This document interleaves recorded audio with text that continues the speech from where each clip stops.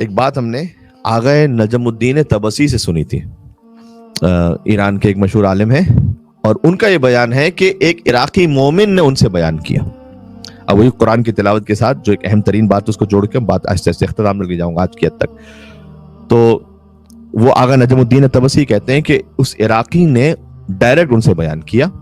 تو میں اس وسیلے کے ذریعے سے آپ تک پہنچا رہا ہوں بات کو کہ ماہ رمضان المبارک ہی تھا اور وہ عمرہ کرنے کے لیے مکہ مکرمہ گیا ہوا تھا. وہ عراقی شخص وہ کہتا ہے کہ میں نے دیکھا کہ مومنین کا ایک کاروان آیا ہوا ہے. تو چونکہ رمضان المبارک میں سحری کا وقت ہو رہا تھا تو دعائے ابو حمزہ صومالی ہم پڑھ رہے تھے. سبحان اللہ، کیا معرفت والی دعا. الہی لا تعذبنی بعقوبتی، یہاں سے شروع ہوتی. پروردگار تو مجھے اگر ادب سکھانا تو عذاب دے کر نہیں سکھانا.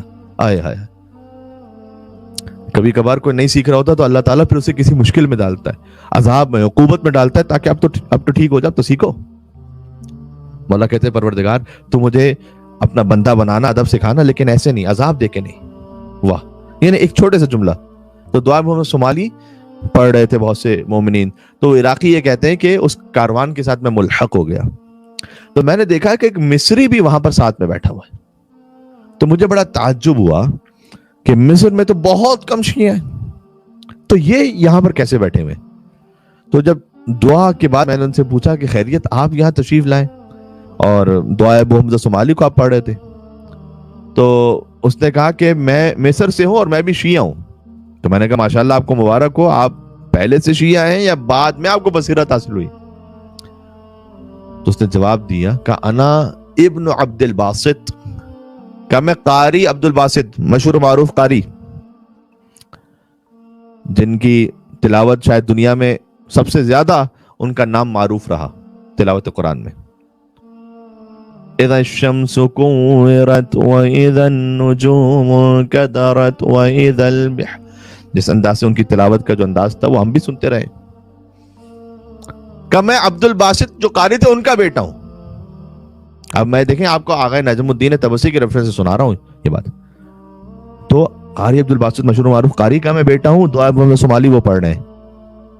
تو کہتا میں نے کئی مرتبہ اپنے باپ کو خواب میں دیکھا کہ وہ اپنی قبر میں پریشان ہے. اللہ اکبر. تو میں نے ان سے پوچھا کہ بابا آپ کی تلاوت جو ہے مشرق و مغرب میں سارا عالم اسلام سنتا ہے اور آپ قبر میں پریشان ہیں. یہ بیٹا کہہ رہا ہے ان کا کہ آپ اپنی قبر میں پریشان ہیں، کیوں؟ تو کہتے ہیں کہ میرے بابا نے ان سے کہا کہ سب کچھ تو ہے میرے پاس لیکن ولایت علی نہیں میرے پاس، لہذا مجھے جنت جانے سے روک دیا گیا ہے.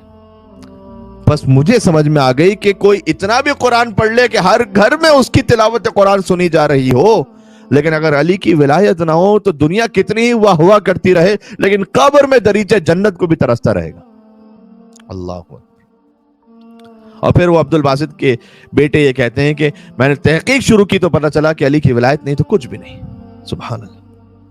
حقیقت بھی یہ عزیزان گرامی، اس دنیا کا ہر ولی علی کا غلام ہے، چونکہ علی کے ہاتھ میں ولایت کا نظام ہے، اور لہذا جس کے دل میں علی کی دشمنی ہے اس پر جنت حرام ہے.